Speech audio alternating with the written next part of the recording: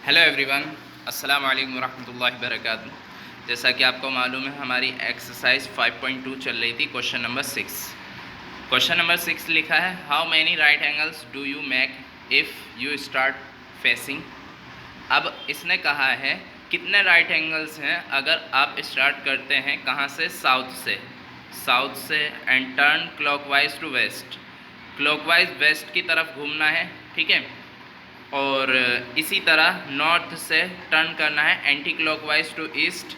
इसी तरह अगर हम देखें west and turn to west, west से टर्न करना वेस्ट की तरफ। इसी तरह south and turn to north. इस तरीके से अगर हम टर्न करते हैं तो सबसे पहले जो क्वेश्चन है, पहला जो क्वेश्चन है उसमें कहा गया है by revolving and complete round in either clockwise or anti-clockwise direction we will revolve by 360 degree and two adjacent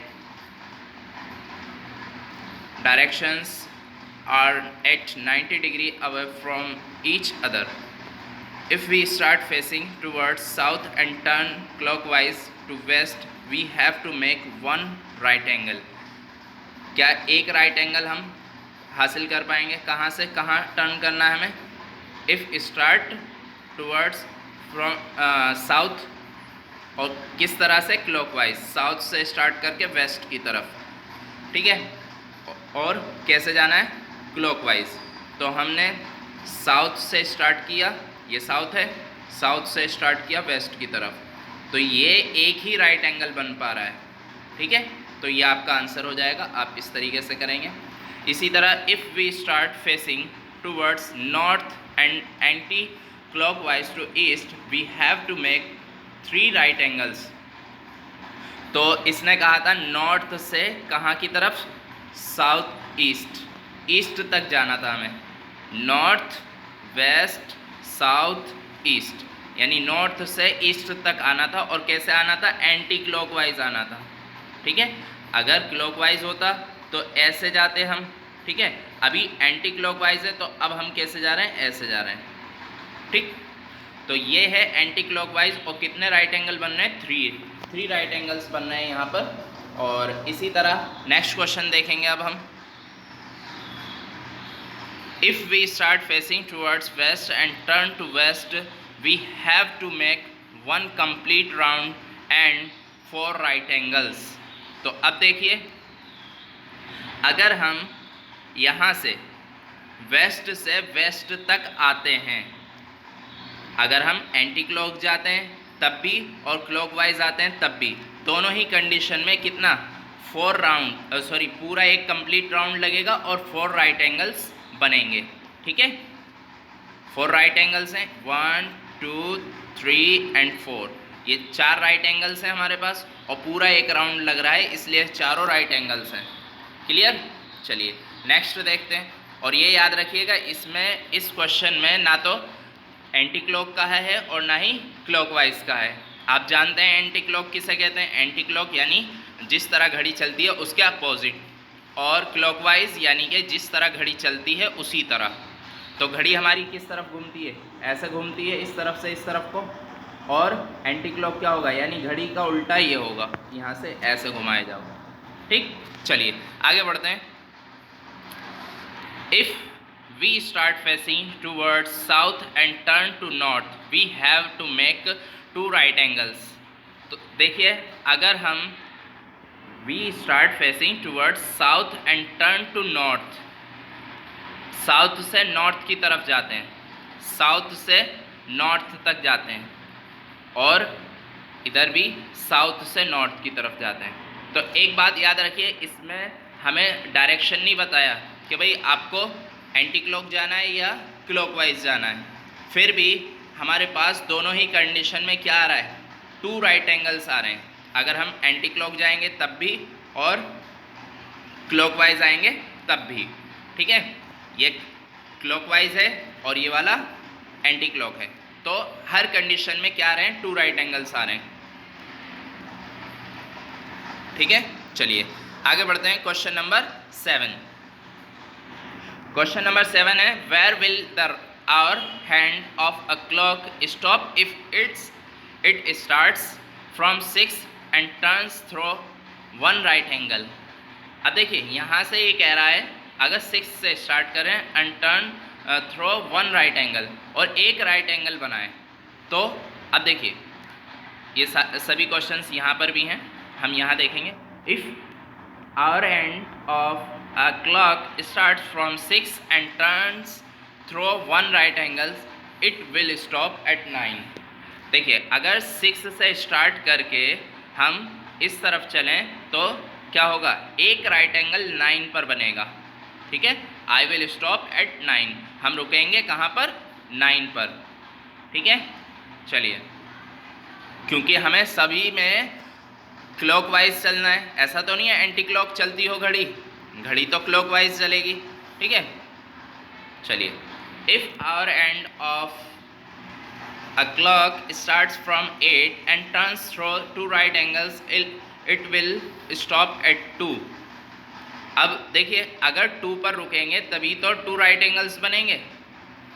अगर हम 8 से स्टार्ट करते हैं, देखिए यहाँ पर पिक्चर बनाई है, 8 से स्टार्ट करके कहाँ पर जाकर 2 राइट एंगल्स बनेंगे, 2 पर जाकर, यानी कि जब लाइन बिल्कुल सीधी हो जाएगी तभी हमारे 2 राइट एंगल्स बनेंगे।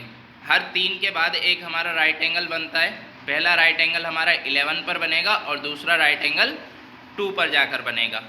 ठीक है, तो हमारा सॉल्यूशन क्या रहेगा, पूरा का पूरा यहाँ ये पूरी लाइन लिखेंगे और उसके बाद ये पिक्चर्स भी बनानी है आपको। इसी तरह if hour hands of a clock starts from 10 and turns through 3 right angles, it will stop at 7। तो इसने कहा है अगर हम 10 से स्टार्ट करें और 3 राइट एंगल्स बनाना चाहें तो कहाँ पर रुकना होगा। 10 से स्टार्ट करने के बाद गिनते चलेंगे 1 2 3 1 2 3 एंड 1 2 एंड 3, तो 7 पर आकर हमारे कितने हो जाएंगे, 3 राइट एंगल्स हो जाएंगे। तो 10 से 7 तक हमारे 3 राइट एंगल्स होंगे। तो ये पूरा स्टेटमेंट लिखना है आपको, इस तरह पिक्चर बनानी है। नेक्स्ट आगे, if our hand of a clock start from 7 and turns through 2 right straight angles, it will stop at 7। इसने कहा है अगर 7 से 7 तक, सॉरी, इसने कहा है 2 straight angles. Straight angles means 2 सीधे एंगल्स, स्ट्रेट यानी 180 डिग्री के। स्ट्रेट एंगल कब बनते हैं, जब हमारे 180 डिग्री का हो, यानी सीधी लाइन जो होगी हमारी, अगर 7 से सीधी अगर मिलाना चाहें तो 1 पर जाएगी, ये लाइन होगी। ठीक है, तो अगर हम देखें तो ये लाइन, ठीक है, और फिर यहाँ ये सारा का सारा हमारा ये एक राइट स्ट्रेट लाइन हो गई और यहाँ का एक स्ट्रेट एंगल, इसी तरह एक स्ट्रेट एंगल यहाँ का हो गया। ठीक है, तो हमें 2 चाहिए थे, तो 7 से 7 तक ही आना पड़ेगा जब हमारे 2 स्ट्रेट एंगल्स बनेंगे। आई होप आपकी बात समझ में आई होगी। चलिए अब हम नेक्स्ट एक्सरसाइज देखते हैं। या आपकी 5.3 स्टार्ट करते हैं। क्वेश्चन 1 है, मैच द फॉलोइंग। अब इन्हें हमें क्या करना है, मैच करना है। स्ट्रेट एंगल्स कितने डिग्री के होते हैं, अभी मैंने बताया था, अभी जस्ट अभी बताया 180 डिग्री के। तो 180 डिग्री और half of revolution, hence C is correct answer. तो सी क्या है, half of revolution. Revolution half of a revolution, यानी पूरे सर्कल का हाफ 180 डिग्री होता है। तो straight angle is equal to half of revolution. Clear. चलिए, straight angle sorry right angle 90 degree का होता है, तो राइट आंसर क्या होगा, डी, 1/4 ऑफ रिवॉल्यूशन। 1/4 रहता है क्योंकि 4 राइट एंगल बनते हैं, तो 1/4 कहेंगे उसको। ठीक है, जैसे आप देख सकते हैं, मान लीजिए एक सर्कल बनाया मैंने, ठीक है, और इस सर्कल में मैंने 4 पार्ट कर दिए। ठीक है, तो अब हमारे पास हर एक क्या है, अगर मैं एक पार्ट को लिखना चाहूँ, मान लीजिए इस पार्ट को लिखना है जिसको मैं शेडो कर रहा हूँ। ठीक है, ये पार्ट लिखना है तो कैसे लिखूंगा मैं? इस पार्ट को लिखने के लिए मैं लिखूंगा 1/4, ठीक है। तो इस तरह से लिखूंगा। तो ये चीज़ जो है कैसे शो होगा? अगर हम किस पर, मैप पर मैप पर, सर्कल पे अगर हम इस बात को लिखना चाहें तो 1/4 लिखेंगे। तो 1/4 ऑफ रिवॉल्यूशन, यानी पूरे सर्कल का 1/4। क्लियर हुई बात? तो वो राइट एंगल होता है। राइट एंगल मीन्स जो 90 डिग्री का एंगल होता है उसको राइट एंगल कहते हैं। क्लियर? एक्यूट एंगल और ऑब्ट्यूज एंगल। अब एक्यूट एंगल क्या होता है? एक्यूट होता है लेस देन 90 डिग्री, यानी 90 डिग्री से छोटा। कोई भी हो सकता है, कितना भी हो सकता है, 1 डिग्री भी हो सकता है और आपका 89 डिग्री भी हो सकता है, कितना भी हो सकता है, लेस देन 90 होना चाहिए सिर्फ। क्लियर? तो वो होगा क्या? Acute angle. एक्यूट एंगल किसे कहते हैं? लेस देन 90 को। तो राइट आंसर क्या है एक्यूट एंगल का? Is correct answer A, less than 1/4 of revolution. तो 1/4 ऑफ रिवॉल्यूशन यानी कि 1/4 यानी 90 डिग्री, ठीक है, और लेस देन यानी कम। क्लियर हुई बात? चलिए नेक्स्ट है ऑब्ट्यूज एंगल। ऑब्ट्यूज एंगल ये होता है 90 से अबव। 90 से अबव कोई भी हो सकता है, जैसे कि राइट आंसर रहेगा हमारा 4th का ई। ई क्या है? Between 1/4 and 1/2 of a revolution. यानी 1/4 क्या रहा? 90 डिग्री, और 1/2 क्या रहा? 180 डिग्री। यानी कि 90 और 180 डिग्री के बीच का कोई भी एंगल क्या होगा? हमारा ऑब्ट्यूज एंगल होगा, ठीक है। इसी तरह रिफ्लेक्स एंगल क्या होगा? रिफ्लेक्स एंगल यानी कि मोर देन 180 डिग्री, वो हमारा रिफ्लेक्स एंगल कहलाता है, जो कि 180 डिग्री से ज़्यादा हो। यानी कि देख लेते हैं कोई एक एग्जाम्पल, जैसे कि ये जो एंगल था हमारा, ये क्या है? रिफ्लेक्स एंगल है। अगर हम 7 to 10 की बात करें इस तरफ से, तो ये क्या है? ये तो हमारा 90 डिग्री है। बट अगर हम बाहर की तरफ से बात करें तो ये क्या है? जो अभी हमने समझा है यहाँ पर रिफ्लेक्स एंगल। क्लियर? चलिए, तो रिफ्लेक्स एंगल को हम कैसे, कौन सा ऑप्शन रहेगा हमारा? B, more than half of a revolution. Clear? ज़्यादा किससे? Half of a revolution. Clear? चलिए नेक्स्ट देखते हैं आगे की तरफ।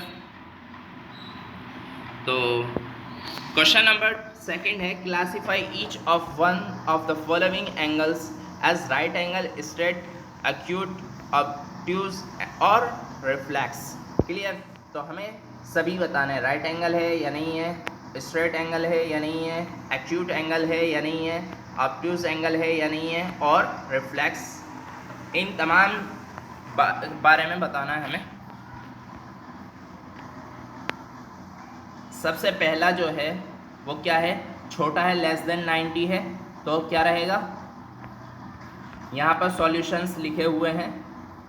The given angle is acute angle is measures less than 90। Second की बात करें तो ये अबव 90 है और लेस देन 180 है, ठीक है। तो हम कह सकते हैं ये क्या है? Obtuse angle.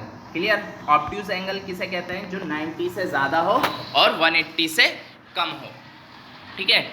और इसी तरह अगर हम बात करें इस एंगल की, तो ये एंगल जो है हमारा 90 डिग्री है, इसलिए हम इसको राइट एंगल कहेंगे, ठीक। यहाँ पर सॉल्यूशंस लिखे हुए हैं, बस आप यहाँ पर समझ लीजिए और ये सॉल्यूशन आप कॉपी में कर लीजिएगा, ठीक है। यहाँ पर क्वेश्चन नंबर 4 है आपका, ये आपका बाहर की तरफ एंगल बनाया है, अंदर की तरफ नहीं बनाया है। इट मीन्स ये क्या है? रिफ्लेक्स है। रिफ्लेक्स हमने पढ़ा था, रिफ्लेक्स जो बाहर की तरफ एंगल बनता है। अब ये देखिए, ये स्ट्रेट लाइन पर है, यानी कि ये 180 डिग्री का एंगल है, और 180 डिग्री यानी स्ट्रेट एंगल, ठीक है। स्ट्रेट लाइन पर स्ट्रेट एंगल होता है, तो इसको हम कहेंगे स्ट्रेट एंगल। क्लियर? चलिए, ये अगर हम इन एंगल्स की बात करें तो ये क्या रहेंगे? ये रहेंगे, जाहिर है ये दोनों के दोनों एंगल 90 से छोटे हैं। तो the given angle is acute angle at as it measures less than 90 degree. तो ये दोनों क्या हैं, 90 डिग्री से छोटे हैं। चलिए नेक्स्ट देखते हैं question, exercise number 5.4। What is the measure of a right angle question mark a straight angle. The measure of right angle is 90 degree, the measure of a straight angle is 180 degree. तो हमें मालूम है जो measurement रहेगा इसका 90 degree रहेगा right angle को, और स्ट्रेट एंगल को 180 डिग्री रहेगा। से ट्रू और फॉल्स, ट्रू एंड फॉल्स हमें बताने हैं। तो the measure of an acute angle, अब 90 क्या होता है, बड़ा होता है एक्यूट एंगल से, ठीक है। तो ये जिस साइड हमारा मुंह खुला हुआ होता है वो हमारा बड़ा होता है, और जिस साइड हमारा मुंह बंद होता है वो छोटा एंगल होता है, ठीक है। और इसमें कहा है the measure of an obtuse angle, तो ऊपर वाला तो क्या है, ट्रू है, लेकिन नीचे वाला क्या है, फॉल्स है, क्योंकि ऑब्ट्यूज एंगल जो होता है 90 डिग्री से बड़ा होता है। तो अगर ये साइन इस तरह बना हुआ होता कि ये इसका अपोजिट हो जाता, यानी कि अगर इस तरह साइन बना होता तब हम कहते हैं कि सही है। अभी किस तरह बना हुआ है, अभी बना हुआ है इस तरह, तो ये क्या हुआ, गलत हुआ, ठीक है। आई होप आपकी बात समझ में आई होगी। चलिए आगे देखते हैं। नेक्स्ट है the measure of a reflex angle. Reflex angle बड़ा है किससे, 180 डिग्री से। ये बात बिल्कुल सही है, रिफ्लेक्स एंगल हमेशा 180 से बड़ा होता है। तो सबसे पहला true, second false and third is true. And the measure of one complete revolution 360 degree is equal to 360 degree. तो ये भी क्या है, ट्रू है। अगर हम पूरा एक राउंड ले लेते हैं कंप्लीट रिवॉल्यूशन तो वो 360 का होता है। If angle A is 53 degree and angle B is 35 degree and angle A बड़ा है किससे, एंगल बी से। एंगल बी है हमारा 35 और एंगल ए है 53। जाहिर है एंगल ए बड़ा है हमारे पास, तो बड़े के लिए ये साइन जो लगा हुआ है इस तरफ है, तो ए हमारा बड़ा है और बी छोटा है, तो ये क्या है, सही है, एकदम करेक्ट है, तो ट्रू है, ठीक है। चलिए नेक्स्ट है आगे। Right down the measure of some acute angles, some obtuse angles, give at least 2 examples of each. Solution, solution क्या रहेगा, the measure of an acute angle are 50 degree 65 degree and obtuse angle are 110 175। यानी हमें कोई भी 2 examples लिख देने, ये तो बहुत ही इजी क्वेश्चन है। यानी 90 से लेस देन 90 वो क्या रहेगा, एक्यूट एंगल, और ऑब्ट्यूज एंगल जो लेस देन 180 हो और ज़्यादा हो किससे, 90 से। क्लियर। चलिए measure the angles given below using the protractor and write down the measure। तो अब क्या करना है, हमें प्रोट्रैक्टर का यूज़ करना है और राइट डाउन द मेजर। अब इसमें हमें लिखने हैं कि ये कितने कितने डिग्री के एंगल्स हैं। हमें मेज़र करना सीखने के लिए क्या करना पड़ेगा, अब आपके पास डी, जिसको आप डी बोलते हैं ना, डी, उसका इस्तेमाल करना है और इन एंगल्स को नाप कर आपको खुद लिखना है, ठीक है। चलिए सॉल्यूशन भी दे रखा है बट आप खुद करके सीखेंगे, ठीक है। 45 डिग्री जब हम इसको मेज़र करेंगे तो ये 45 डिग्री का होगा। चलिए नेक्स्ट क्वेश्चन देखते हैं। आपको इसका डी का यूज़ करके इन सभी को कर सीखना है। तो नेक्स्ट है which angle has large measure, first estimate and then measure angle A and angle B. अब हमें क्या करना है, पहले तो हमें अंदाज़ा लगाना है और फिर दोनों को मेज़र करना है। अंदाजे में भी हमें मालूम है कि ये बड़ा नज़र आ रहा है क्योंकि ये इसका मुंह जो है ज़्यादा खुला हुआ है, इट मीन्स ये एंगल बड़ा होगा। इसका मुंह थोड़ा कम खुला हुआ है इसके मुकाबले में, तो ये थोड़ा कम होगा। अब जब हमने नापा तो एंगल ए बराबर 40 डिग्री और एंगल बी बराबर है 68 डिग्री। ठीक है, तो ये हमने करके देखा। आगे बढ़ते हैं। From these two angles which has larger measure estimate and then confirm by measuring them. The measure of these angles are 45 and 55. Hence angle shown in second figure is greater. हमें क्या करना था, दोनों को नापना था और बताना था कौन बड़ा है। ठीक है, fill in the blanks with acute, obtuse, right angle and straight. तो आप इन्हें पढ़ेंगे स्टेटमेंट्स को, और मैंने आपको बता दिया है एक्यूट एंगल क्या होता है, ऑब्ट्यूज क्या होता है, राइट एंगल क्या होता है एंड स्ट्रेट एंगल क्या होता है। ये चारों चीज़ें आपको बता दी हैं, ये आप भर लेना। और नीचे अगर समझ में ना आए तो नीचे आंसर्स भी लिखे हुए हैं। Find the measure of the angle shown in each figure. First estimate with your eyes and then find the actual measure with a protractor. अब क्या करना है आपको, प्रोट्रैक्टर की मदद से इन एंगल्स को नापना है। ठीक है, तो आप नापेंगे खुद प्रोट्रैक्टर की मदद से, और यहाँ आपके आंसर्स लिखे हुए हैं। पहला जो एंगल है वो 40 डिग्री का है, और दूसरा जो एंगल है वो 130 डिग्री का है, तीसरा है 65 डिग्री का, और चौथा है ये वाला 135 डिग्री का। क्लियर? चलिए नेक्स्ट क्वेश्चन देखते हैं।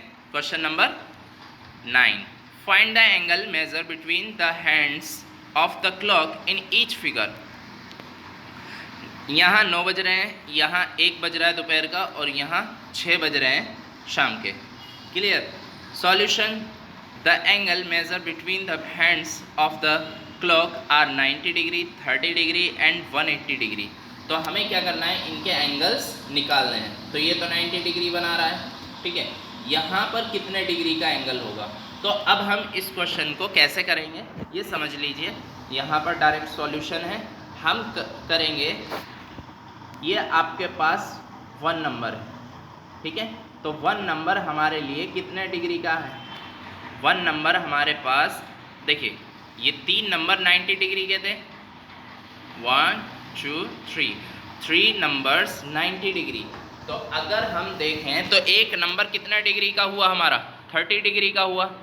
ठीक है, एक नंबर का फासला 30 डिग्री का हुआ, यहाँ से यहाँ तक 30, यहाँ से यहाँ तक 30, तो 12 और 1 के बीच में एक नंबर का फासला है, तो ये 30 डिग्री का एंगल हुआ।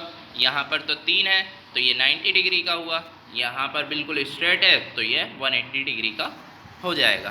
क्लियर हो गई बात? चलिए नेक्स्ट क्वेश्चन है 10,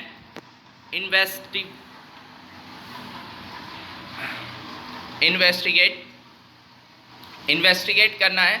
in the given figure the angle measure 30 degree, look at the same figure through a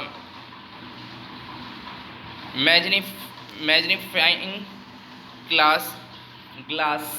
Does the angle becomes larger? Does the size of the angle change?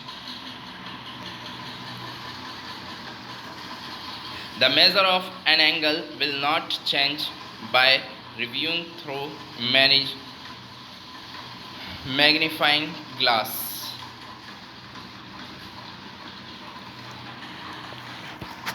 यहाँ जो question पूछा है इसमें क्या है, investigate in the given figure the angle measure 30 degree, look at the same figure through a magnifying glass, does the angle becomes larger, does the size of angle change. क्या अगर हम किसी बड़ी पिक्चर में एंगल बनाएं तो क्या angle का साइज चेंज होगा बिलमुकाबिल छोटे पिक्चर के। मान लीजिए ये पिक्चर अभी बड़ी है, मैं अगर इसको ऐसे कर दूं तो छोटी हो गई, क्या एंगल का साइज चेंज हुआ? नहीं, एंगल का साइज उतना ही रहता है, पिक्चर चाहे कितनी भी छोटी और कितनी भी बड़ी हो। ठीक है, आप करके देखिएगा, एक छोटा सर्कल हाफ सर्कल बनाइएगा, एक बड़ा हाफ सर्कल बनाइएगा। अगर वो एक एंगल 30 डिग्री है तो 30 डिग्री ही रहेगा, वो चेंज नहीं होगा, एंगल चेंज नहीं होगा। The measure of an angle will not change bye viewing through a magnifying glass. ठीक है, जो हम जूम करके देखते हैं ना, वो शीशा जो होता है, ठीक है, लेंस जिसको कहते हैं, हम लेंस का यूज़ करते हैं, तो उसके थ्रू हम अगर चेक करेंगे तो वो एंगल चेंज नहीं होगा, एंगल उतना ही रहेगा।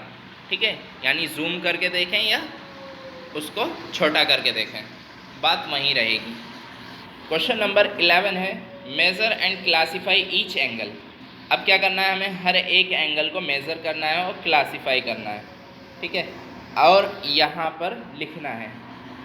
ठीक, जैसे एंगल AOB अगर हम बात करें, AOB क्या रहेगा, A यहाँ पर है, OB यानी कि ये वाला एंगल, कौन सा, ये वाला एंगल, ये जो एंगल है ये हमारा AOB रहेगा।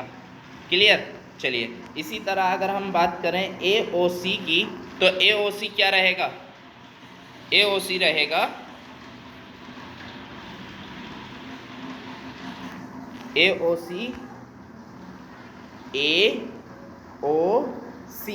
यानी कि ये जो हमारा पूरा एंगल है यहाँ से यहाँ तक, ये जो हमारा एंगल है, ये हमारा पूरा एंगल क्या है, AOC रहेगा। ठीक है, जहाँ से हम नाम पढ़ना स्टार्ट करते हैं और जहाँ तक हमारा नाम जाता है वहाँ तक हमारा एंगल बनता है, यानी कि AOC। ठीक है, अब आप सोच रहे होंगे सर हमने ये बाहर वाला क्यों नहीं लिया। बाहर वाला इसलिए नहीं लिया, जब तक वो हमें कहता नहीं है बाहर वाले के लिए, तब तक हम नहीं मानते बाहर वाला।